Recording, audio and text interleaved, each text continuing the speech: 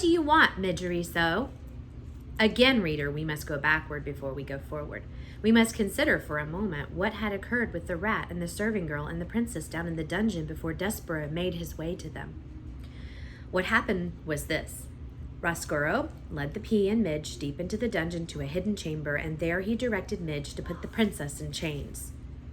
"Gore," said Midge. "She's going to have a hard time learning her lessons if she's all chained up like." "Do as I say," said Roscoe. "Maybe," said Midge. "Before I lock her up, her and me could switch outfits so we could start already with her being me and me being a princess." "Oh, yes," said Roscoe. "Certainly. A wonderful idea, Miss Midgery. Princess, take off your crown and give it to the serving girl." The pea sighed and took off her crown and handed it to Midge, and Midge put it on, and it slid immediately right down her small head and came to rest, quite painfully, on her poor, abused ears. "It's a biggish thing," she said, "and painful like." "Well, well," said Roscoe. "How do I look?" Midge asked, smiling at him. "Ridiculous," he said, laughable. Midge stood blinking back tears. "You mean I don't look like a princess?" she said to the rat. "I mean," said Roscoe, "you will never look like a princess. No matter how big a crown you put on your tiny head, you look exactly like the fool you are, and always will be. Now make yourself useful and chain the princess up. Dress up. Time is over." Midge sniffed and wiped at her eyes and then bent to look at the pile of chains and locks on the floor. "And now, princess," he said, "I'm afraid that the time for your truth has arrived.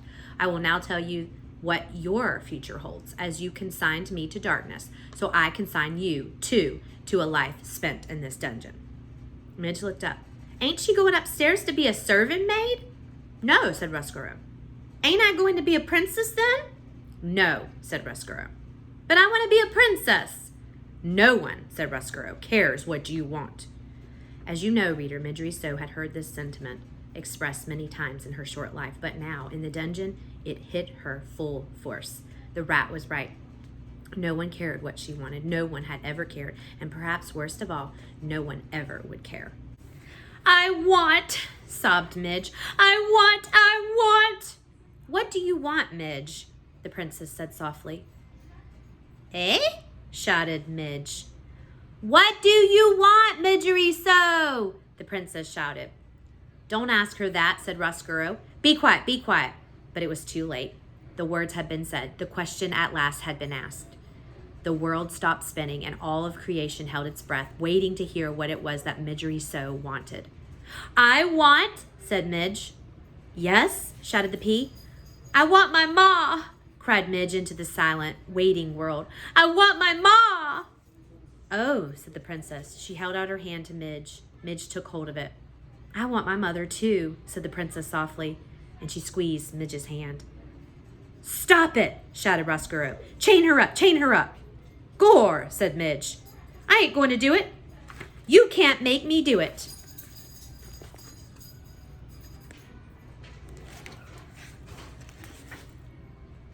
"I got the knife, don't I?" She took the knife and held it up. "If you have any sense at all," said Roscoe, "and I heartily doubt that you do, you will not use that instrument on me. Without me, you will never find your way out of the dungeon, and you will starve to death here, or worse." "Gore," said Midge. "Then lead us out now, or I will chop you up into little rat bits." "No," said Roscoe. "The princess shall stay here in the darkness, and you, Midge, will stay with her." "But I want to go upstairs," said Midge. "I'm afraid that we are stuck here, Midge," shouted the princess, "unless the rat has a change of heart and decides to lead us out." "There will be no change of heart," said Roscoe. "None." "Gore," said Midge. She lowered the knife. And so the rat and the princess and the serving girl sat together in the dungeon as outside the castle the sun rose and moved through the sky and sank to the earth again, and night fell. They sat together until the candle had burned out and another one had to be lit. They sat together in the dungeon. They sat and sat. And reader, truthfully, they might be sitting there still if a mouse had not arrived. Chapter 50, in which the princess says his name. "Princess!" Despereaux shouted. "Princess, I have come to save you!" The Princess Pea heard her name. She looked up. "Despereaux?"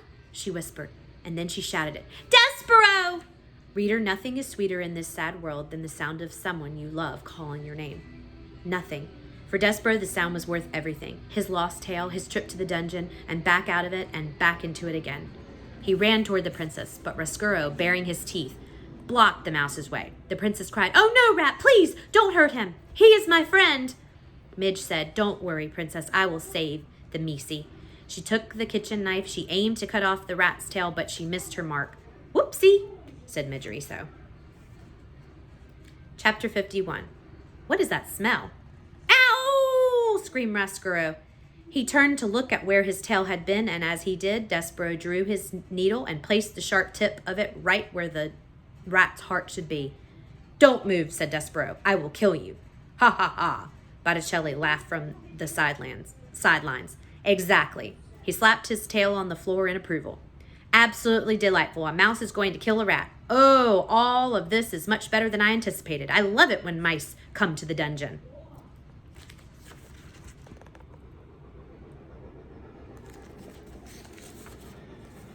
"Let me see," said the other rats, pushing and shoving. Stand back, Botticelli told them, still laughing. "Let the mouse do his work." Despereaux held the trembling needle against Roscuro's heart. The mouse knew that as a knight it was his duty to protect the princess. But would killing the rat really make the darkness go away?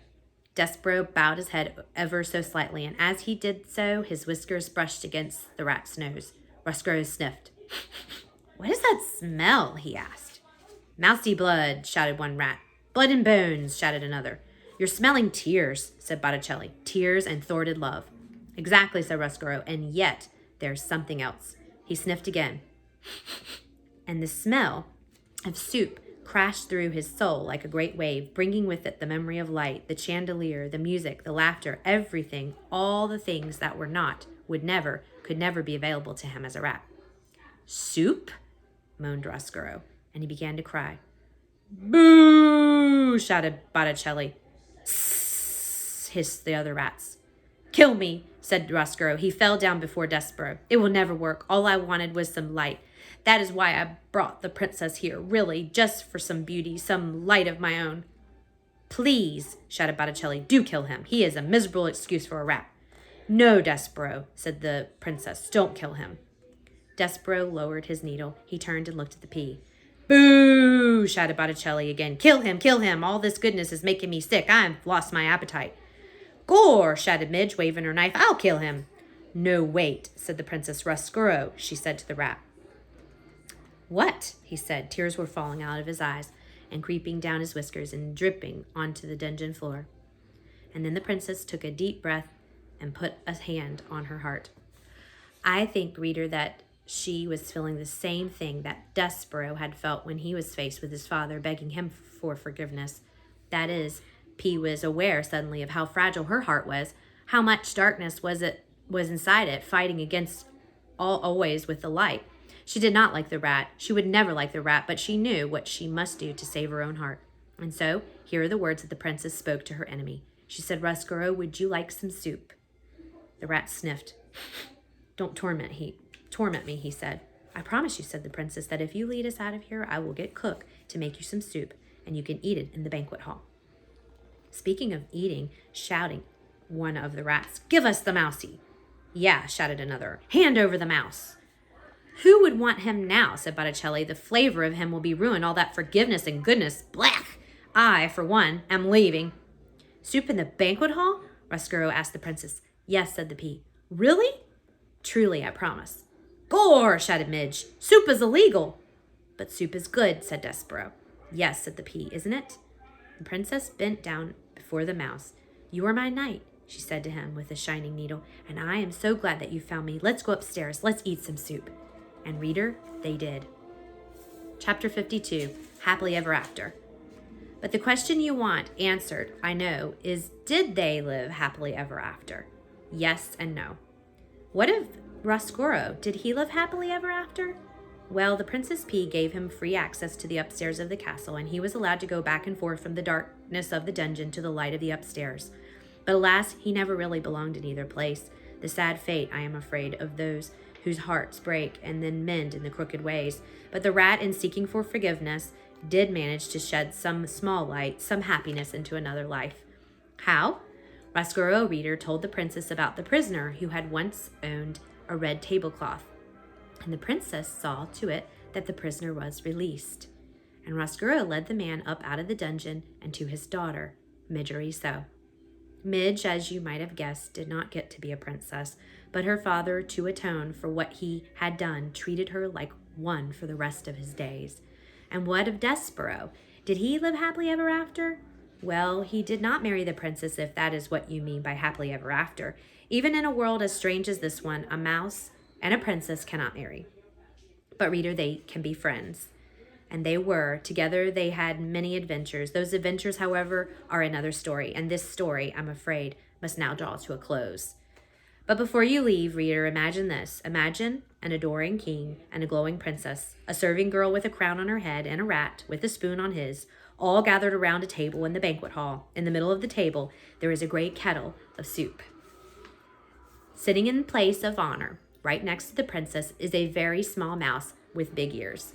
And peeking out from behind a dusty velvet curtain, looking in amazement at the scene before them, are 4 other mice. "Mon Dieu! Look, says Antoinette. He lives! And he seems such the happy mouse. Forgiven, whispers Lester. Cripes, says Furlough, unbelievable. Just so, says the threadmaster Hovis, smiling, just so. And reader, it is just so, isn't it? The end.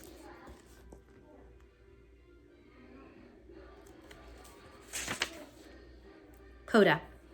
Do you remember when Despereaux was in the dungeon? Cupped in Gregory the jailer's hand, whispering a story in the old man's ear? I would like it very much if you thought of me as a mouse telling you a story. This story, with the whole of my heart, whispering it in your ear in order to save myself from the darkness, and to save you from the darkness too. Stories are light, Gregory the jailer told Despereaux. Reader, I hope you have found some light here. That is the end of the book. I have a question for you. Did you like the way this story ended? Why or why not?